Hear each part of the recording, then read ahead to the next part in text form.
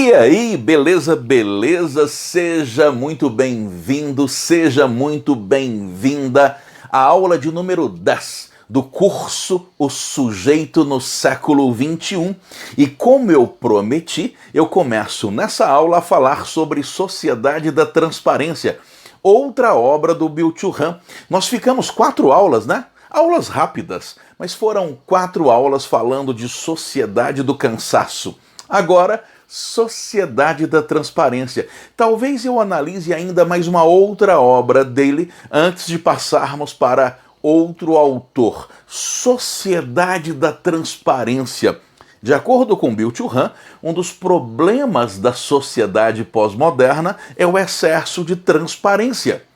E nesse caso, o excesso de transparência não diz respeito ao excesso de honestidade. A palavra transparência aqui não é no sentido de mostrar os gastos do governo, não é no sentido de honestidade, de ser sincero, não é nesse sentido. Esse excesso de transparência nada mais é do que o fato de que a vida privada está se tornando pública demais. Esse assunto foi pontuado também lá no Sociedade do Cansaço. Lá no Instagram, a Ivete Sangalo tem milhões de seguidores.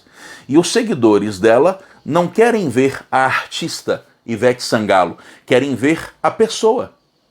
É aquele momento em que a pessoa admirada, a artista, o atleta, tornam-se pessoas mesmo.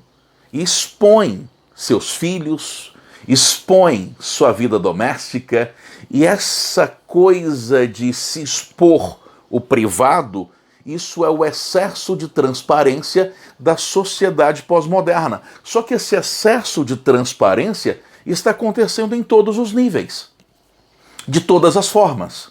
Na política, na vida artística, nos esportes, nas palavras, a comunicação está ficando explícita demais. Explícita demais. Transparente demais. Transparente demais. A comunicação está ficando, como eu disse para você, e anote isso aí, explícita em todos os sentidos. E olha só o que eu trouxe para você. A transparência, de certa maneira, é a falta de profundidade. É a falta de profundidade. Tudo que é transparente demais é raso demais. Mostra logo fundo. Não sugere nada mais complexo, nem nada mais profundo. É por isso que eu posso dizer isso aqui, ó. A polissemia, no caso da comunicação, no caso das palavras, é fundamental, sabia? É fundamental que numa língua como no português, cada palavra tenha vários sentidos. Isso é importante demais, porque se eu digo árvore, por exemplo, cada um aqui entende a palavra árvore de um jeito diferente, e é importante que seja assim. Tudo bem que entre nós a compreensão de árvore tenha muita coisa em comum, e é por isso que a comunicação é possível. No entanto, cada pessoa aqui teve um contato ao longo da vida diferente com as árvores da vida. Quem foi criado na roça, por exemplo, puxa, sabe até os nomes das árvores. Outros são tão urbanos que mal conseguem diferenciar uma árvore de um poste.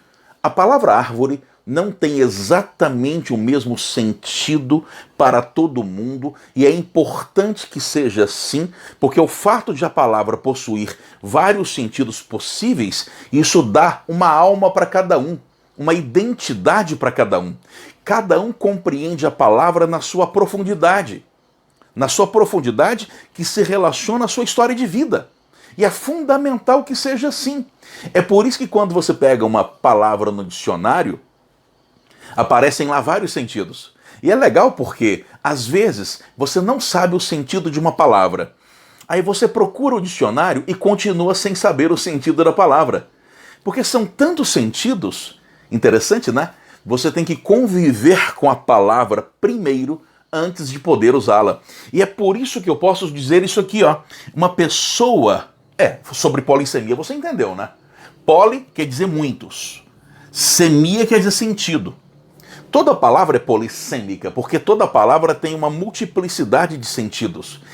E é importante que a comunicação tenha essa multiplicidade de sentidos. Claro que é importante. A arte, inclusive, contribui para isso. Contribui para isso. Nos evangelhos, por exemplo, muitas vezes, nas parábolas de Jesus, havia muito mais dúvidas do que certezas. A dúvida é mais importante do que a certeza. A pergunta é mais importante do que a resposta. E muitas vezes, em aula de literatura, alguém me pergunta: e aí, Adriano, Capitu traiu ou não Bentinho, lá em Dom Casmurro de Machado de Assis? Eu não sei e nem posso saber. Porque nesse caso, a dúvida é que é importante. Muito mais importante do que a certeza. E olha, o Machado de Assis sendo gênio como sempre. Uma pessoa não pode compreender completamente o que a outra diz. Claro que não. A comunicação não é perfeita. Claro que não é. Claro que não é. Porque se você entende completamente a outra pessoa, é porque a outra pessoa não é uma pessoa. É rasa demais. É superficial demais. É tão rasa que você consegue compreendê-la completamente. As pessoas mais profundas, mais interessantes, as pessoas que mais são capazes de lidar com o sofrimento são aquelas que têm raízes, que têm profundidade, que têm história. Entender tudo o que o outro diz, isso é loucura. E se isso é possível, é porque essa outra pessoa completamente entendível não conseguiu ser uma pessoa ainda. Não conseguiu ser uma pessoa ainda. Porque todo entender deve ser também o não entender. Todo entender envolve alguma coisa que você não entendeu. Engraçado isso. Porque sempre que eu digo que eu entendo que é um gato, eu entendo que é um gato. Eu sei. Uma criança de 2 anos sabe o que é um gato. Claro que sabe. Mas eu sei mais coisas sobre um gato do que uma criança de 2 anos. Bem mais.